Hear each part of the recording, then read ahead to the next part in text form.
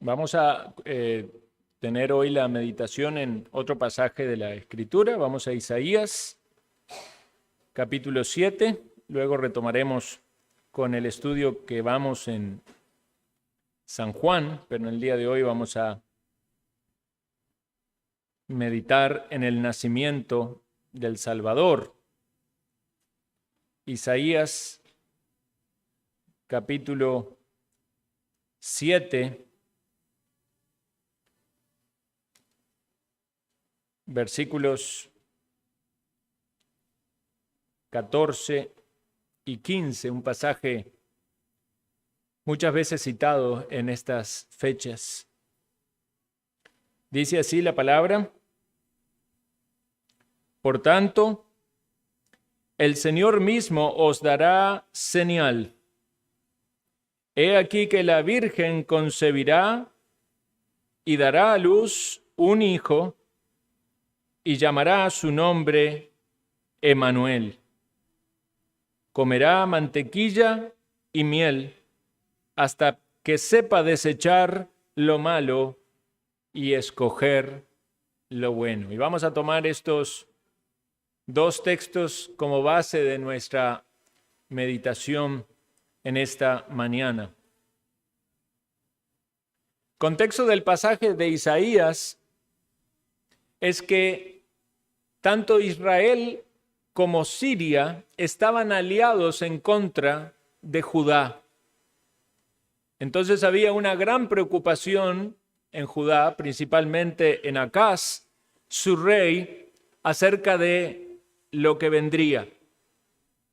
Isaías le sale al encuentro con un mensaje del Señor y le dice al rey que pida una señal. Generalmente, las personas buscaban las señales del Señor.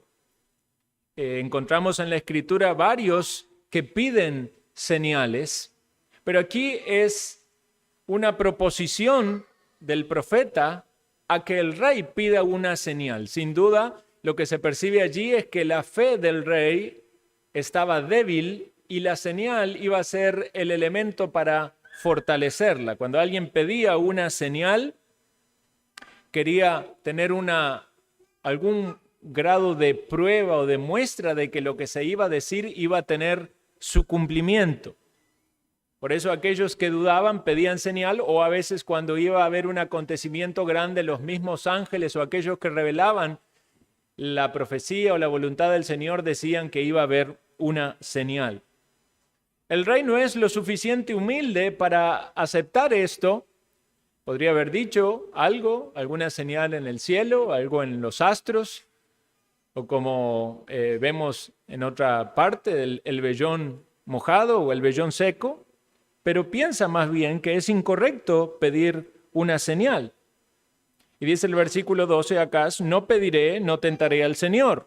Quizás un tanto pretencioso discutir con el profeta acerca de lo que era correcto hacer. Pero entonces, ante esta falta de discernimiento y de humildad de parte de este rey, el profeta, diciendo la palabra del Señor, anuncia esta gran e importante profecía. El Señor mismo os dará una señal. He aquí que la Virgen concebirá y dará a luz un hijo y llamará su nombre Emmanuel.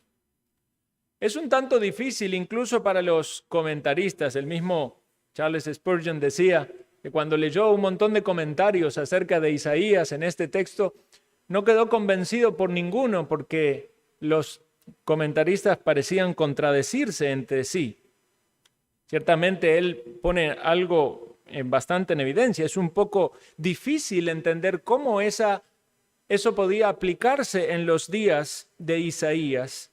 Sin embargo, algo es muy claro, es que estos versículos y esta profecía apunta a nuestro Señor y Salvador. Entonces vamos a meditar en el nacimiento de nuestro Salvador tomando este pasaje como base.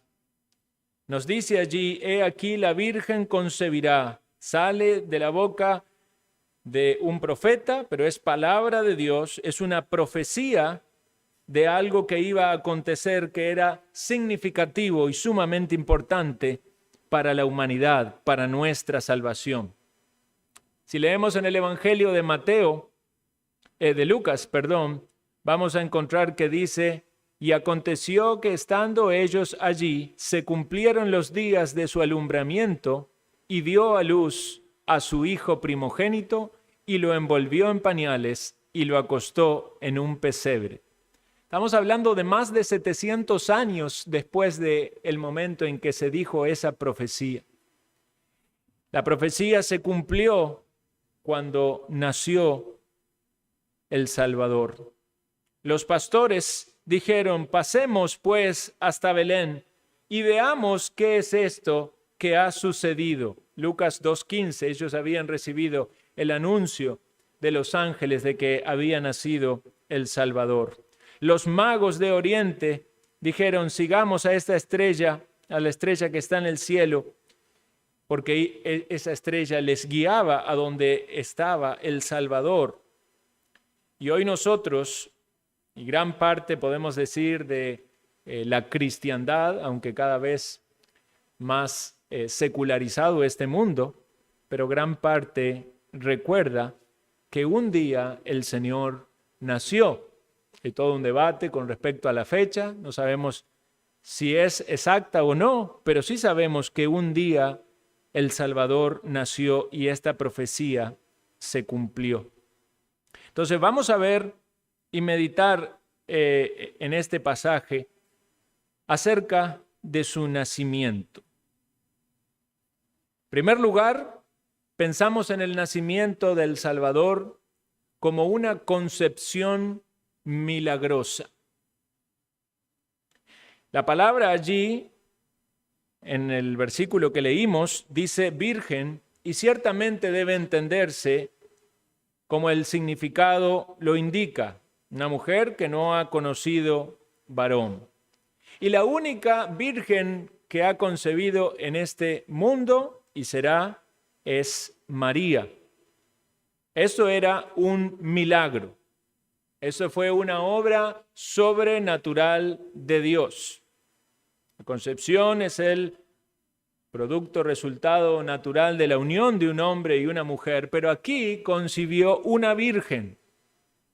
Estaba desposada, pero no había conocido varón.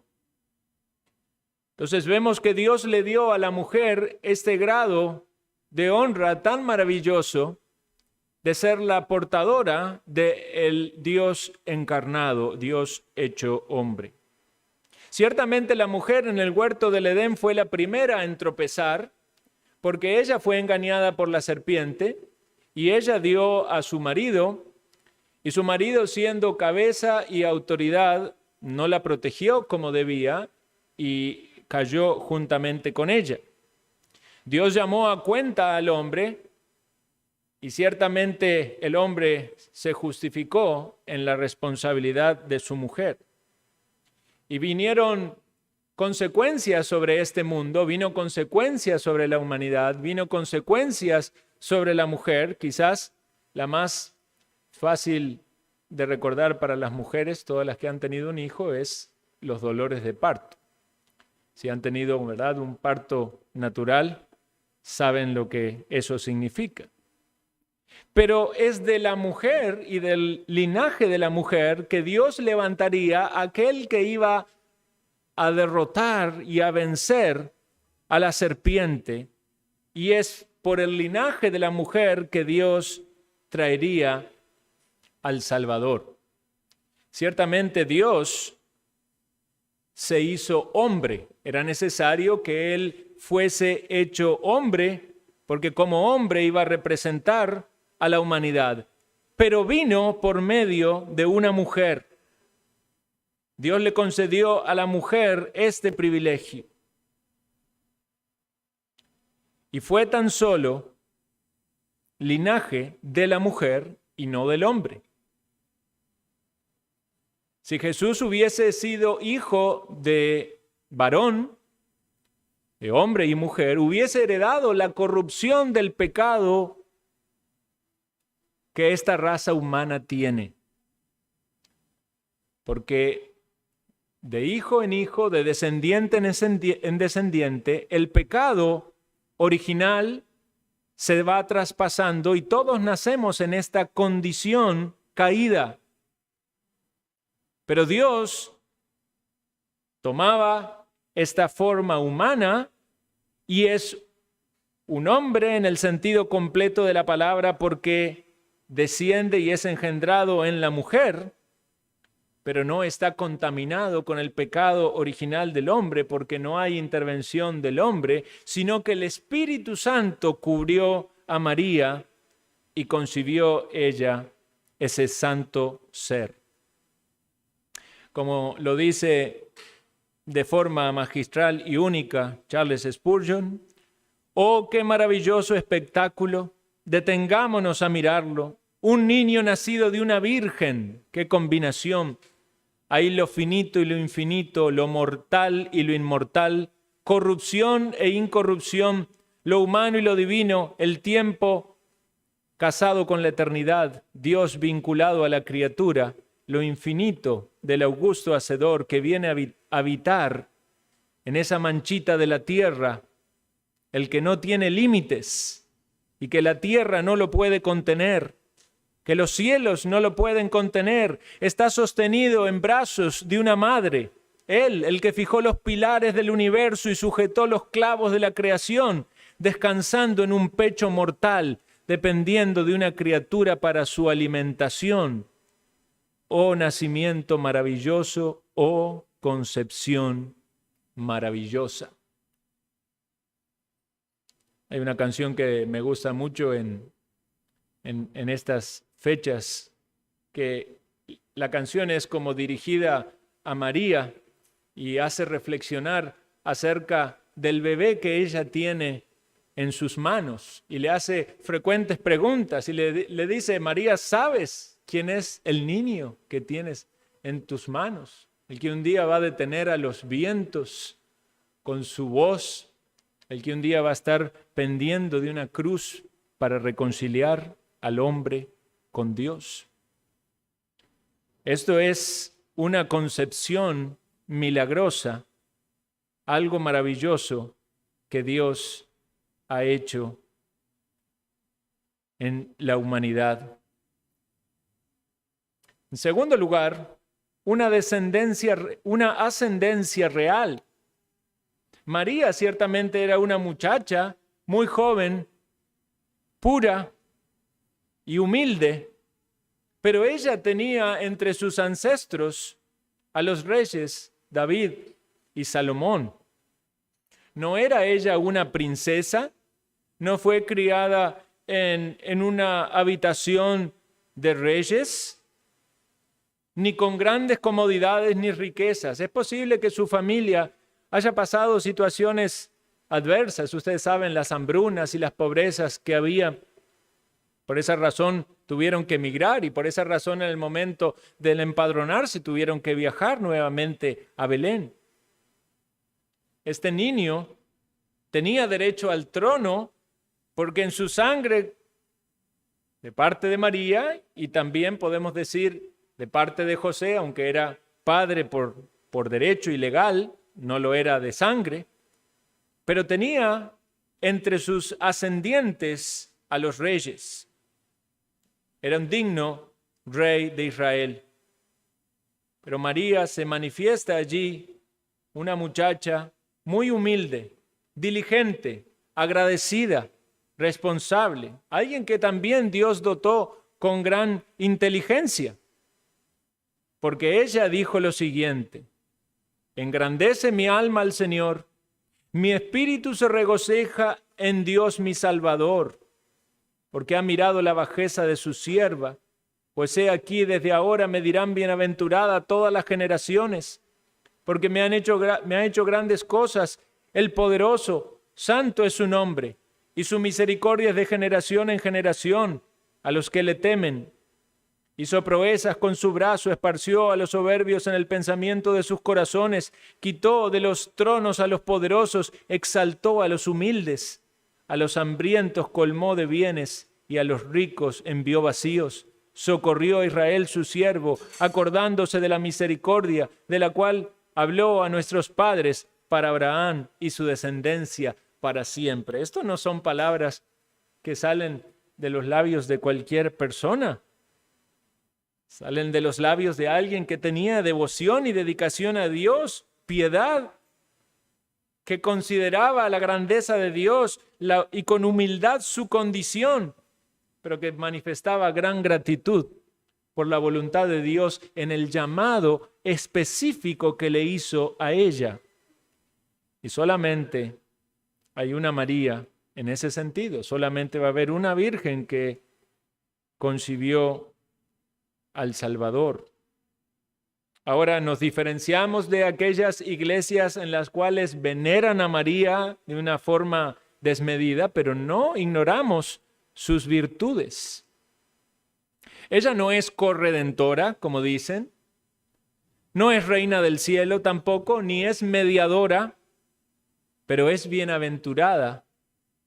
Y nos sumamos a las generaciones de aquellos que las llaman bienaventurada y reconocen ese precioso llamado que Dios le dio. Y cada uno de nosotros, aplicando eso a nuestra vida, debemos tomar el llamado de Dios con humildad y disposición.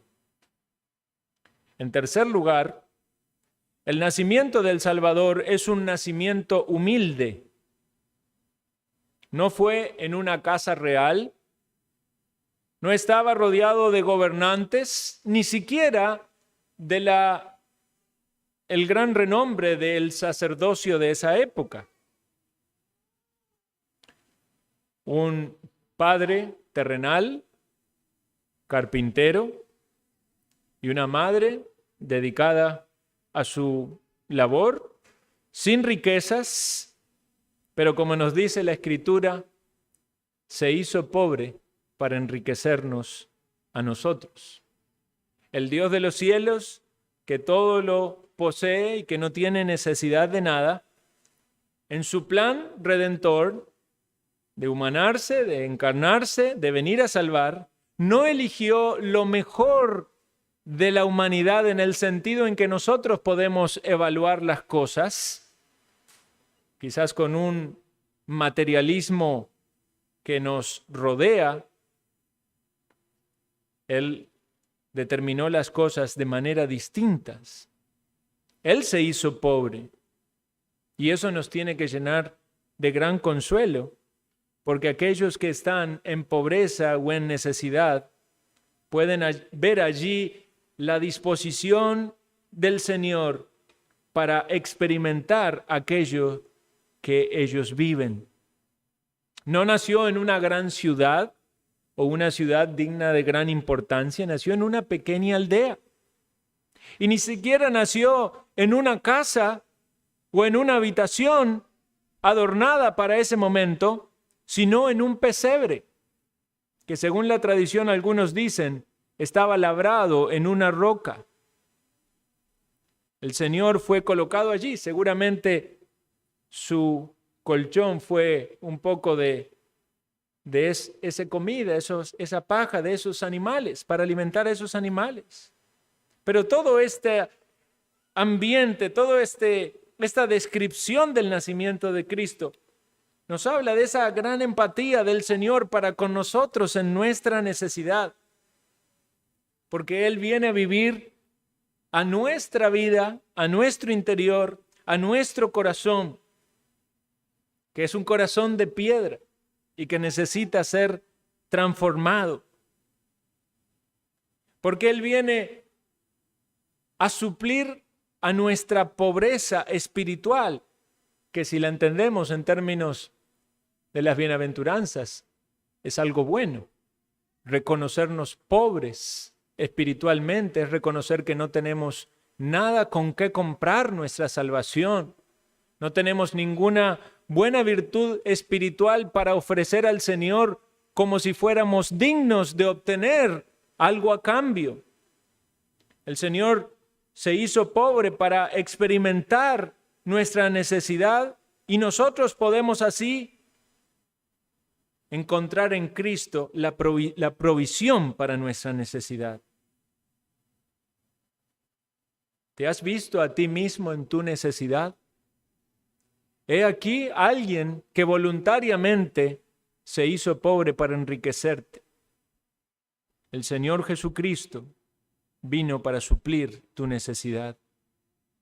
Y ciertamente esto nos debería hacer pensar que aunque este mundo en estas fechas todo tiende a pensarse en regalos y en placeres, el Señor vino para suplir la necesidad principal de tu alma, que es estar en paz con Dios. El Señor vino a traer la paz con Dios. ¿Has hallado la paz que da el Salvador? Ahora, aunque en este nacimiento hubo muchas cosas que podemos considerar como humildes o sencillas, también hubo cosas que fueron gloriosas. Hay un contraste aquí entre la humildad y la gloria, porque el ser que nacía era alguien lleno de gloria y de esplendor, pero que en su humanidad renunció ciertamente a esa manifestación de la gloria, para que velado por este cuerpo humano pudiese cumplir su obra redentora. Sin embargo, es el único nacimiento del cual tantas profecías se hablaron. Es el único en el cual una estrella en los cielos guió a los sabios de Oriente para que supieran dónde estaba el Salvador. Es el único en el cual tantos ángeles anunciaron su nacimiento y las huestes celestiales cantaron, diciendo: gloria a Dios en las alturas y en la tierra paz y buena voluntad para con los hombres. Y vinieron a Cristo representantes, podemos decir, de entornos muy distintos. Por un lado vinieron pastores, personas sencillas, pobres, trabajando altas horas de la noche, sin esperar nada significativo en esa jornada.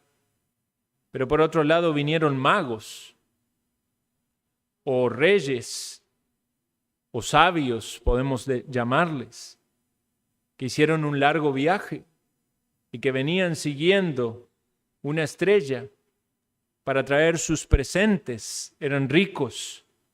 Allí, enfrente del pesebre donde estaba el Señor, había pobres y había ricos, quizás como una manera de hacernos entender de que todos pueden venir a Cristo sin importar cuál sea su condición.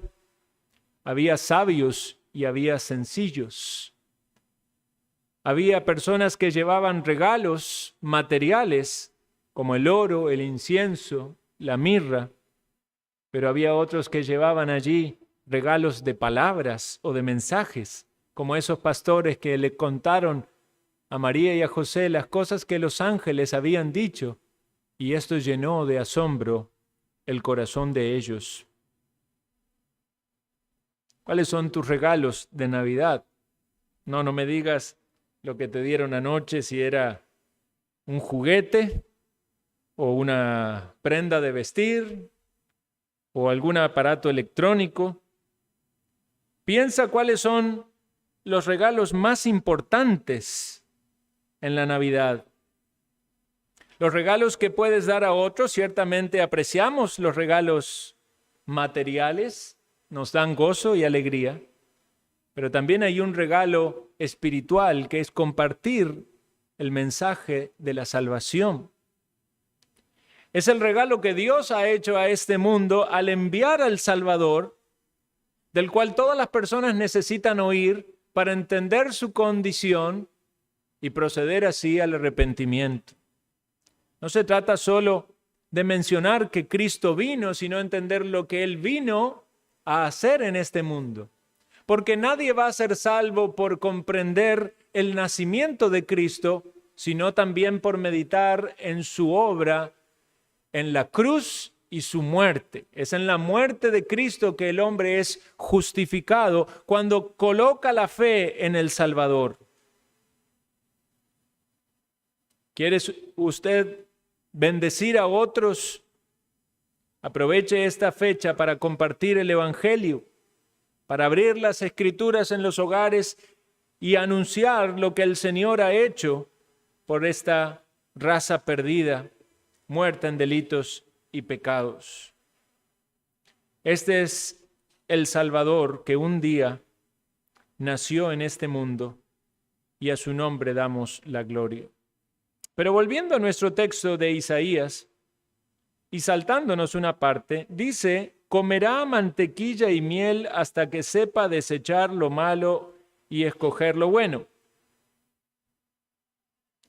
Y esto nos enseña acerca de la humanidad de Jesús. Ciertamente Jesús fue hombre, algo que en las primeras etapas del cristianismo se atacó seriamente.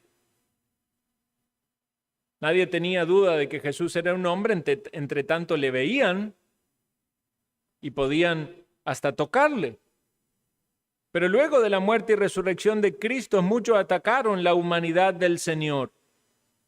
Pero nos quedan los testimonios bíblicos, apostólicos y de los profetas. Y aquí tenemos uno, dice: comerá mantequilla y miel. Los espíritus no pueden comer, y este niño que nació y fue puesto en el pesebre creció como un hombre y necesitaba alimento. Su desarrollo fue natural, desde la etapa inicial de un bebé dependiendo de su madre hasta crecer y poder ya tener capacidad para decidir y elegir sus cosas. Este Jesús tenía hambre, tenía sed, se cansaba. Cuando se encontró con la mujer en el pozo, la mujer aquella la cual le pidió agua, nos dice el texto que el Señor estaba cansado y que los discípulos habían ido a buscar alimentos para comer. El Señor tuvo un cuerpo humano igual al nuestro, pero sin pecado. Cuando el Señor resucitó, también tuvo un cuerpo humano, claro, glorificado. Aún así, comió también con los discípulos, estando con ellos. A los que dudaban les mostró las marcas de sus manos, donde los clavos habían sido puestos. Y les dijo: palpad y ved, porque un espíritu no tiene carne ni huesos, como veis que yo lo tengo. Los apóstoles dieron testimonio de que Jesús fue verdaderamente hombre y verdaderamente Dios. Por eso dijeron: lo que hemos visto y oído, eso os anunciamos. Lo vimos con nuestros ojos y palpamos nuestras manos tocante al verbo de vida. Muchos quisieron negar su humanidad, otros quisieron negar su deidad. Hoy en día hay algunos que niegan también su deidad, pero nadie puede tener salvación si rechaza al Cristo verdadero, al Mesías, al Salvador, al Dios hecho hombre. La importancia de su deidad es significativa porque, como leímos hoy en la Escritura, ¿quién puede perdonar pecados sino solo Dios?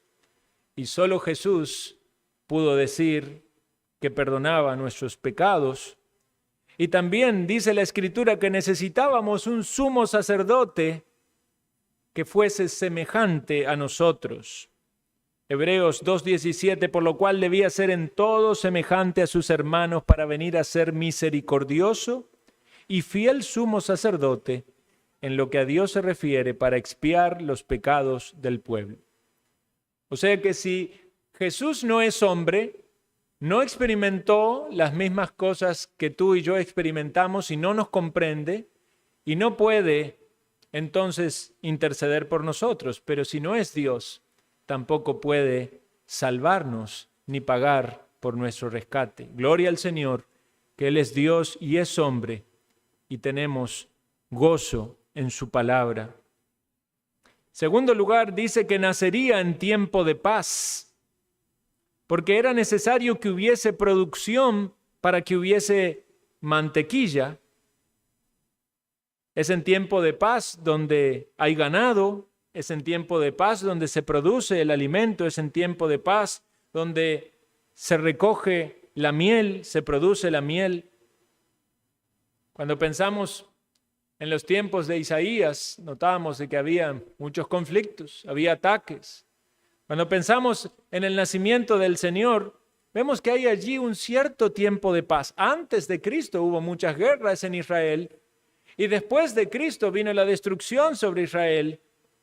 Pero fue un tiempo en el cual hubo una cierta paz, aunque había conflictos y había guerra en los entornos y también en el corazón de las personas. Pero ciertamente el Señor venía a traer la paz. Venía a traer la paz a cada corazón. Quizás muchos hoy vivan en guerras y conflictos, no como los que escuchamos del oeste de Europa, sino conflictos en el corazón, guerras con el pecado, angustias y batallas y tensiones por causa de toda la maldad y la corrupción que hay en el corazón. Piense esto, Cristo vino a traer paz. Cristo vino a reconciliarle a usted con Dios. ¿Ha usted encontrado a Cristo como aquel que hace la paz, como mediador entre Dios y usted? También Jesucristo se alimentaba de mantequilla y de miel, y su boca era dulce, porque de su boca sale lo dulce y necesario para nuestro corazón. No vamos a hallar nada mejor que las palabras de Cristo para el bien de nuestra alma. Si usted quiere alimentarse de algo que permanezca, aliméntese de las palabras de Dios, porque no solo de pan vivirá el hombre, sino de toda palabra que sale de la boca de Dios. ¿Y qué mejor que escuchar las palabras dulces de Cristo? Que Él nos perdona, que Él nos socorre, que Él nos busca, que Él nos llama. Este niño que pasó por su proceso de niñez o de infancia, podemos decir normal, sin duda debe haber generado las sorpresas en muchas personas cuando lo observaban y se daban cuenta de que no era un niño como los otros. No peleaba con sus hermanos, no andaba diciendo quizás alguna palabra inapropiada. Aún siendo muy pequeño, ya se dedicaba a meditar en las cosas eternas, porque cuando tenía tan solamente 12 años, se quedó en el templo hablando con los estudiosos y con los doctores de la ley. Y sus padres preocupados le buscaban, quizás pensando que estaba con los otros niños o con los familiares o jugando o entretenido allí, pero su corazón ya estaba en los asuntos espirituales y estaba buscando de Dios, de su Padre celestial. Sin duda él maduró rápidamente. Y los niños que están aquí y están escuchando esto, sin duda pienso que deben tener en su corazón que eso termine rápido y que este pastor deje de hablar para ir a buscar sus juguetes. Pero piensen en el Señor, en la infancia del Señor. El Señor vivió una vida perfecta. ¿Saben por qué? Porque ni ustedes, ni yo, ni nadie aquí puede vivir esa vida perfecta. Por eso el Señor vino para salvarnos.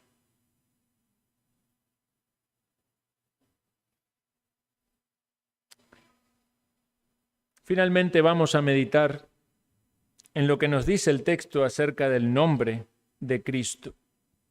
Por tanto, el Señor mismo os dará una señal.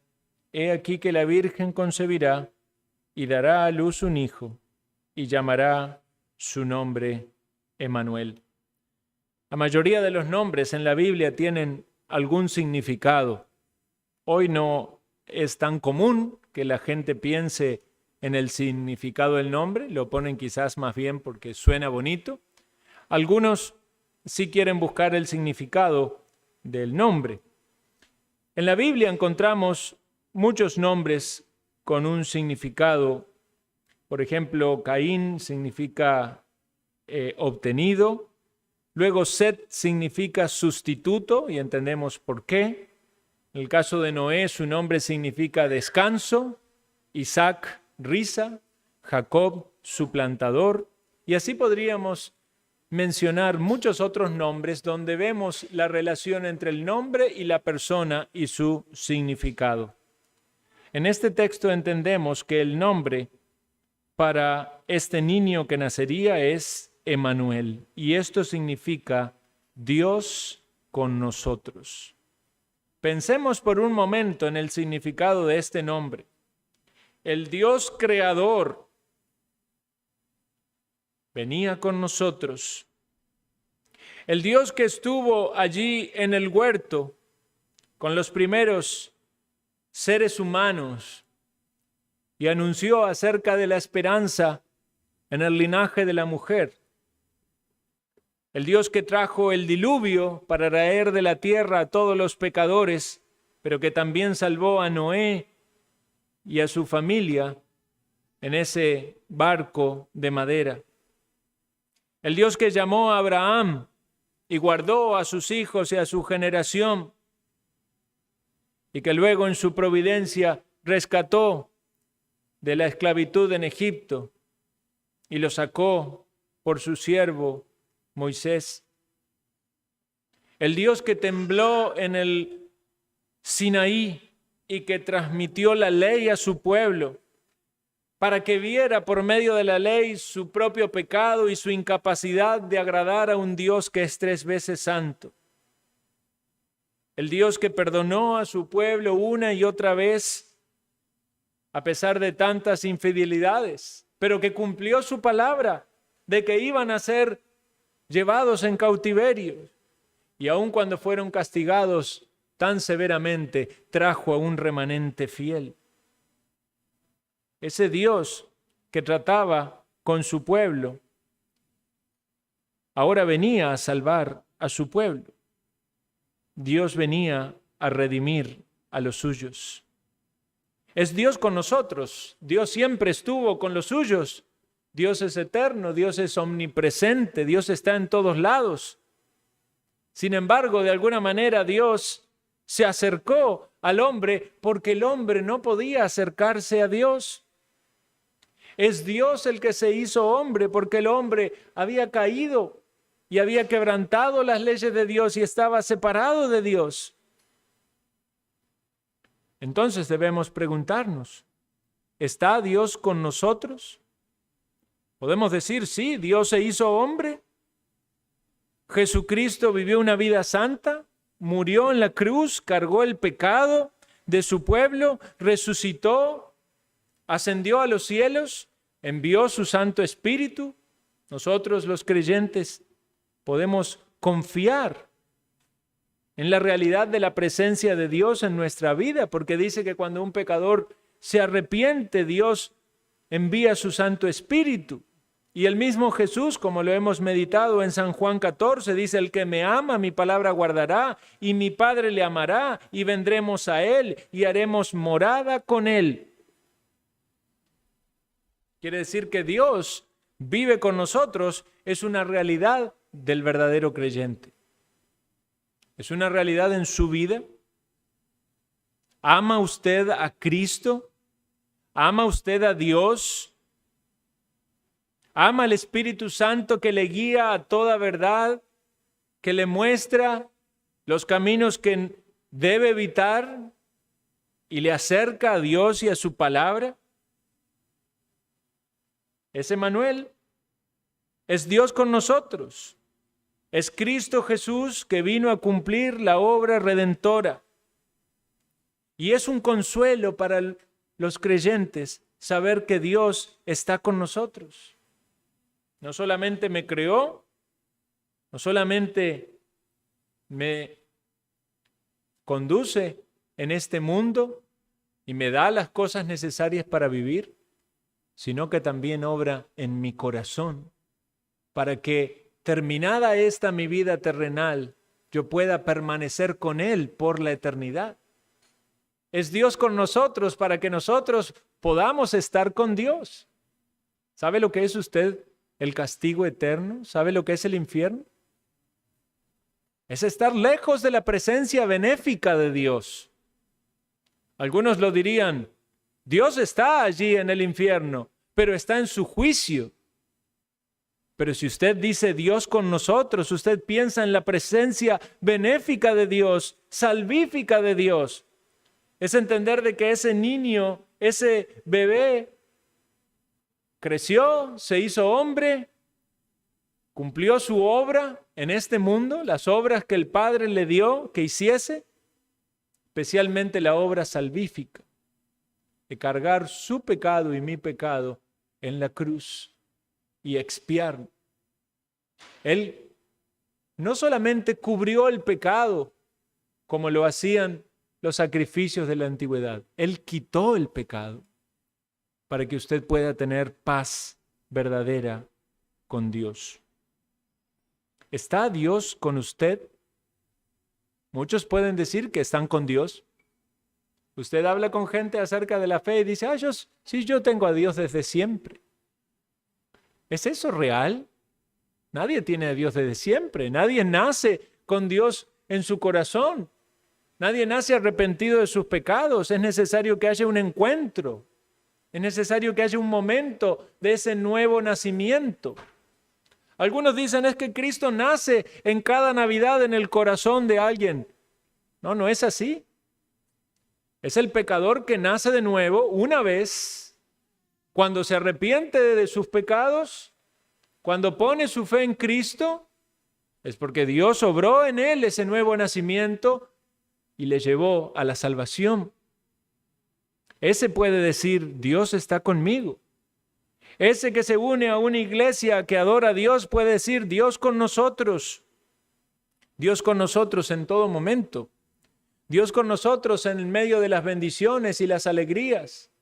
Dios con nosotros en el medio de la prueba y del dolor. Dios con nosotros en el gozo de un nacimiento. Dios con nosotros en la tristeza de una pérdida. Dios con nosotros en la infancia y en la época de edad adulta. Y Dios con nosotros en la vejez. Dios con nosotros cuando las cosas van bien. Y Dios con nosotros cuando hay adversidad. Es el Dios que trae consuelo a tu vida. Pero primeramente trae salvación. Que nadie entre nosotros se vaya confundido al pensar en que porque hoy es Navidad y pasamos un día bonito, Dios está con nosotros si aún está guardando en su corazón pecado del cual no se ha arrepentido, enemistades, pleitos, celos, iras, contiendas. Busque al Señor. Asegúrese de estar en la fe en Cristo. Asegúrese de ser su hijo. Asegúrese de entender qué es lo que Dios ha hecho para salvarlo. Para que del fondo de su corazón usted pueda decir, esta profecía es real y práctica para mí. El Señor Jesús nació de una virgen. Él es Emmanuel, es Dios con nosotros.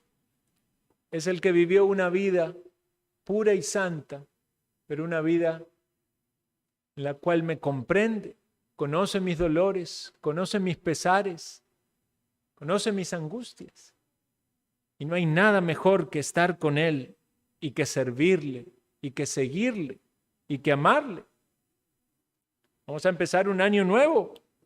La gente suele replantearse su vida y poner metas y hacer proyecciones. ¿Cómo ha sido su año que termina? ¿Ha estado usted con Dios? ¿Ha disfrutado de la relación con el Salvador? ¿Ha crecido en el conocimiento de su palabra, en santidad, en compromiso con Dios? ¿Se ha dispuesto para servirle? ¿Cómo ha enfrentado las pruebas, las tentaciones? ¿Hay algo que el Señor está pidiendo de usted? Recordemos que es el Salvador, que un día vino a este mundo y tomó cuerpo humano, y que no solamente fue hombre, sino también que fue siervo, y se humilló hasta la muerte, y muerte de cruz. Gloria al Señor que resucitó, y a Él adoramos. Oremos.